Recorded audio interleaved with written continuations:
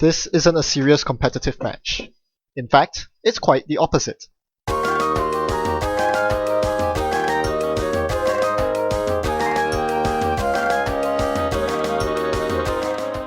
Sure, I'm still playing a competitive deck in CTM.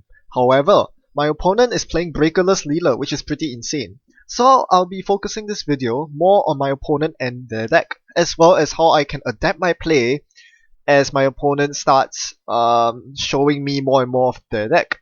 Keep in mind, I don't actually know my opponent's deck, so I don't know that he's on breakerless Leela just yet. Alright, so I get the first Sensi Fire, and this is a pretty tricky fire. I don't really wish to bury any of these, but since I have one Sensi on the board and one in my hand, I'm gonna bury the last Sensi. My opponent did get a bank job off, which is pretty dangerous for me. This means that my opponent has enough money to contest my remotes, but with the Sand, I should be able to make some headway, and soon enough, my double Sensi should draw me a breaking news, which I can then use to close their accounts, rendering Leela's early start with bank jobs pretty useless. So I expect my opponent to be running Account Siphon, and I expect my opponent to be running very aggressively. So I need to ice up Centrals as you would against any dealer deck. This is pretty much a no-brainer. You cannot afford to let Leela steal agendas and bounce your HQ Ice to follow up with an Account Siphon. That is very basic playing against Leela 101. So once the Centrals are secured, that's when I will begin thinking about scoring the breaking news, which I now have in hand. That will most likely be followed up with a close accounts. So to defend against that, I need to actually double ice R&D and HQ, but also get enough credits to score the combo, which is 7 credits plus 1 for the close accounts. So I need a bit more money. So what my opponent does next is going to be pretty important, because so far my opponent hasn't really revealed much of their deck or what they're doing. Definitely no influence yet. So this is typical of a Leela deck. They typically try to go for as long as possible without installing a single breaker. And here you see my opponent playing a control style deck. Instead of trying to build up a board state, they go bursting up with credit so that they can trash my assets, which is a very good play. Especially if you start off with 2 bank jobs. Can't really ask for more against CTM. But no, my opponent doesn't trash my assets. No, they install 2 same old things. This is very, very curious. Usually you don't install same old thing early as the runner, let alone 2 copies, because there's nothing in your heap that you want to recur at this point in the game. So the fact that my opponent installed 2 same old things instead of the other 4 cards in the hand points me to something obvious. My opponent's probably running 3 same old things, and this means that they're running some sort of degenerate deck where the goal is to recur a certain event as many times as possible. Account Siphon comes to mind. So this is probably a Siphon Spam Leela deck, and I need to watch out. My opponent finally does clear the assets, but it's 1 turn too late, gave me a lot of draw, and now I'm able to score the breaking news, which I'll probably do to wipe out the 18 credits, double bank job money, all gone down the drain. This is very good for me. This cost me an ice bounce, but that's perfectly fine. My opponent bounces the completely wrong ice. Bounces the Sand ice thinking they can trash next turn, but no, they are on 0 credits. So there's no way my opponent's going to be able to trash the Sand this turn because my opponent did not set up any economy at all. Or will they? Leela does find an easy mark, so she could easy mark, credit, trash, but instead goes for the sure gamble, which is fair as well. But this gives me the turn I need to protect the Sand. So I'm really not sure about that. So I see a lot of burst economy from Leela, and the easy mark again, another telltale sign that my opponent is on Siphon Spam. But then the KD Jones comes out. And I'm like, okay, I do have a breaking news in hand. There are 2 same old things on the board, and I have an all-seeing eye in hand. Well, I just get rid of all of them, I guess. Sure, I get my ice bounce once again, and this time Leela can go trash it. She's not at 0 credits, but she just lost the entire KD Jones. I'm happy with that. So she does trash a Sand finally, that's a good move. And clears the tag dutifully, and board state reset. I am on 2 credits. I'm much poorer than my opponent, but I'm on 2 agenda points, and my opponent has no board state at all. So this is looking very bad for my opponent. Can you show me more of your deck? I really want to know exactly what you're running, because it seems like this Leela is not even treading water. She's slowly sinking. Okay, here comes the gang sign.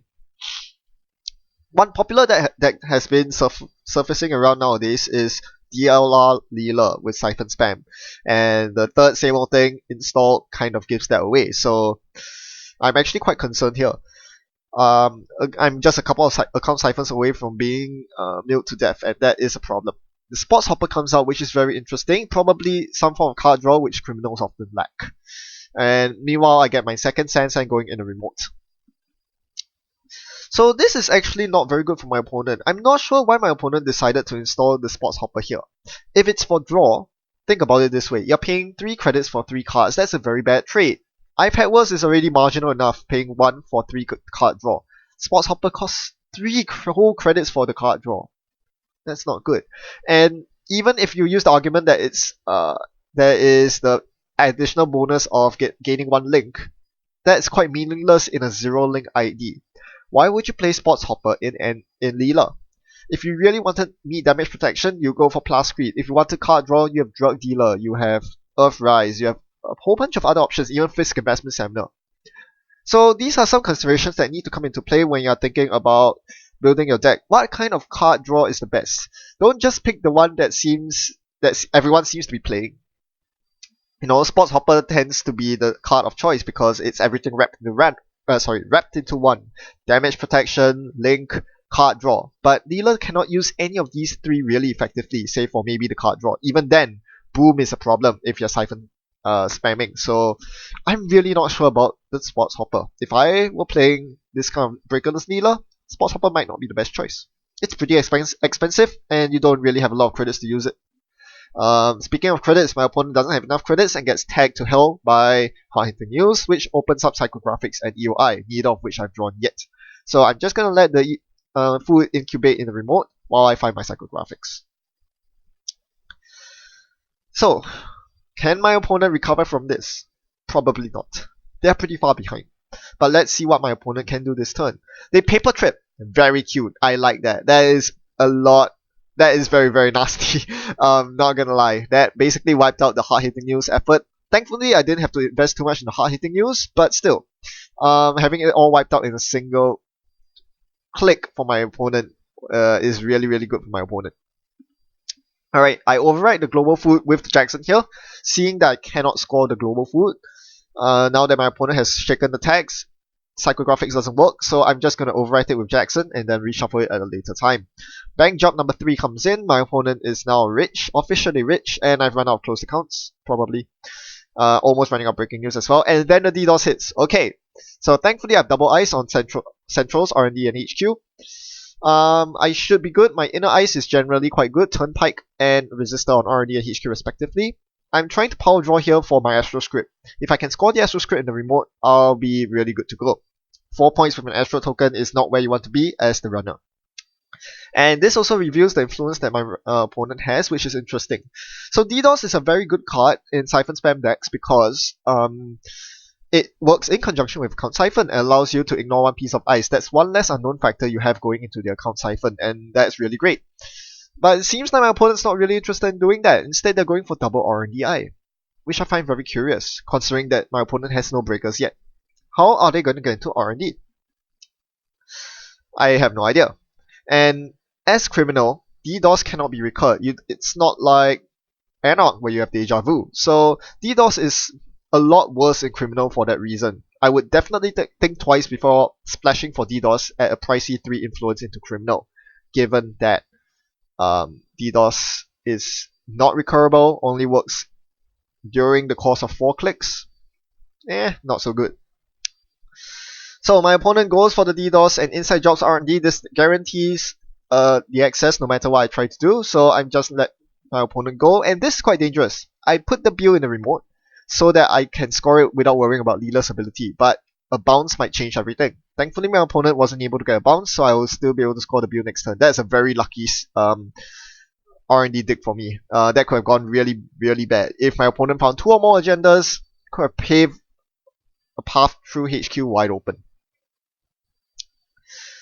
Alright, I do score the Bill here, and I'm going to observe what my opponent bounces at this point. They decide to bounce the outermost ice on R&D, which is a pop-up window. I use the pop-up window to guard against DDoS. The innermost ice is a Turnpike, but now that DDoS is gone, I might as well swap the pop-up for a more useful piece of ice. Something like an Archangel, which is in my hand. Toll Booth by this point is pretty useless because my opponent has done an okay job of keeping me low on credits. I'm not able to rest Toll Booths. As a result, those Tobus won't come into play, but Archangel will. If I can bounce an RNDI with Archangel, that would be pretty good. And now my opponent has to worry about the Sansan threat once again, but with only 3, now 4 credits, what can my opponent do? Not much. Again, my opponent's running very low on credits. If I were my opponent and I looked at this game, I think I would definitely think to myself, I need more resilient economy. My opponent's economy was wrecked big time by the all-seeing eye on KD Jones and close accounts on double bank job earlier. It feels like my opponent should have done a better job at diversifying their economy and their playstyle more so than the deck list itself. Playing a bit too passively and allowing me to get those breaking news scores is a problem, and a lot of people don't really like that now that Tagstorm is such a viable archetype. It feels a bit oppressive when your credit sources are all denied, but that's the way it is. You have to learn to adapt to it. Now I finally draw my EOI, but it's useless. Clearly, my opponent has not done a very good job of stealing agendas. So there's no point scoring the breaking news here. I could score the breaking news to destroy the DDoS, but not really worth it. I'd rather save the third breaking news for an EOI. Now my opponent goes for the true combo of Breakerless Leela. Corporate scandal into blackmail. So yeah, that caught me off guard. Well, the triple eyes was for naught. My opponent's easily getting through already at this rate, and all I can do is to lower the agenda density. Actually increase it, because I'm going to put the global food in there. I actually want my opponent to steal the global food so I can score breaking news into EOI next turn for the win. I'm on 4 points. Scoring breaking news to swap with a food wins me the game. So I'm hoping my opponent steals a food at this point, but nope. Instead of stealing a food, my opponent finds a Bill, bouncing the Archangel on HQ. Now this would be a very prime time to DDoS account siphon. I was worried for my life that that would happen, but no. That didn't happen. My opponent drew up and clicked for a credit. What does this tell me? If you are thinking logically, you would actually break off your mode of thinking that every single criminal runs account siphon, because this guy clearly isn't. If he were, he would have siphoned me. I was at such a juicy credit level to account siphon, maybe even double siphon, if he has been hoarding the siphon since the beginning of the game. The fact that my opponent did not set DDoS to siphon me into the ground clued me into the fact that my opponent wasn't running account siphon. So even though my opponent started bouncing ice off HQ, I couldn't care less. I was gonna instead exchange of information to get the build in my score area, and more importantly, slap 2 tags on my opponent, forcing my opponent to either choose to clear the tags or siphon spam me. But I knew I wasn't getting siphon. If I were, my opponent would have played the account siphon 1 turn earlier. So through that logical deduction, I was able to break off the mold of the stereotypical mindset that every criminal runs account siphon, and that was the right call. Clearly, my opponent doesn't run it, and now, as a reward, I get to play All-Seeing Eye and trash the DDoS along with all the juicy resources that my opponent had. Now my opponent's very far behind. Corporate scandal's gone. Blackmails are turned back off. 2 RNDIs left on the board. It's the only thing my opponent has left, and there's no path into RND. This is a very, very atypical Leela game. 3 eyes on R&D, a tower of 3 eyes on my remote. I'm trying to score a food here for the win. No eyes on HQ against Leela. But that's exactly what happens when you can logically deduce what your opponent is on, given the way they play the game. Sometimes the best plays are made when you break down the traditional walls of wisdom, such as all criminals run account siphon.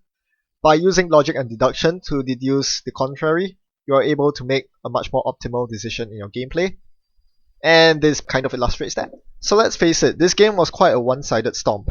If I were the Leela player, the runner, I would definitely be thinking, how can I improve my deck to make it more resilient to CTM? Well, I'm not going to knock on my opponent too hard, because giving him the benefit of the doubt, he might be playing some sort of achievement league or trying to make a breakerless deck, specifically Leela, so I'll let him off for that. But if I were trying to optimize a breakerless deck, here's what I would take into consideration. Firstly, if you're running DDoS in Criminal, this is just begging for account siphon. After the game, my opponent said that they weren't running account siphon in the deck, and that is most definitely a mistake. That is one of the few combos that can be easily abused on turn 1 to huge advantage. DDoS account siphon, very few corps have any answer to that. And it's effective throughout the entire game. You could see it even at that mid to late game stage where I only had 1 ice on HQ. That was a perfect opportunity for my opponent to land a Siphon and swing some tempo back in his favor. Can never go wrong with Count Siphon. It means that you can actually run through servers without worrying about the opponent raising ice for the most part. So why not run a Count Siphon? And on the same token, if you are playing some sort of degenerate event recursion deck such as Blackmail recursion or Siphon recursion, whichever way it is, you have to consider Anarch as the home faction as opposed to Criminal simply because you have access to Deja Vu. This increases the number of times you can play the event from 6 with 3 simple things and 3 of the Blackmail to 9 with the 3 Deja Vu. Not only that, in Anarch, compared to Criminal, you have superior card draw. You have the burst card draw that is not Fisk Investment Seminar. You have superior console in the form of Obelus, which allows you to draw cards while making those R&D runs with Blackmail. And there's also a reduced need for Corporate Scandal because you will run it out of Valencia, which has a bad publicity to start off with. This also gives you a more aggressive early game, which is vital for the last point, to counteract the possibility of NBN opponent scoring breaking news and trashing all your economy. This was a huge problem for my opponent this game, and greatly slowed my opponent down because Leela was just never able to get up to speed. After 2 bank jobs, they lost all their money through closed accounts. They tried to build out a board state with same old thing and DDoS, well, it went in the bin before it could see any play. And that's a big problem. Most of it is due to deck piloting error. As a player, there are lots of things you can do to counteract breaking news tags, such as trashing the Sand Sands, but if you really can't, you have to consider other possible ways to defend against that, using tag cards such as New Angeles City Hall, or even anti-fast advance such as the Source or Clot, anything that can show up these weaknesses. It's also notable that Valencia's and this is another good reason to play Valencia because their bad publicity can offset the problem of taking All-Seeing Eye to the face. So these are some of the many deck considerations that you have to make while building your deck and refining it. Of course, not everything's down to the 49 cards that you put in, or 45 cards that you put in your deck. Most of it is actually down to player piloting, and if I could see my opponent's hand, maybe I could be more well informed as to how my opponent could have played this better. But in general, do consider these, and hopefully this is insightful as to how you can build your jankier deck in a less janky way, if that makes any sense. Well, thanks for watching and happy net running. I'll see you around.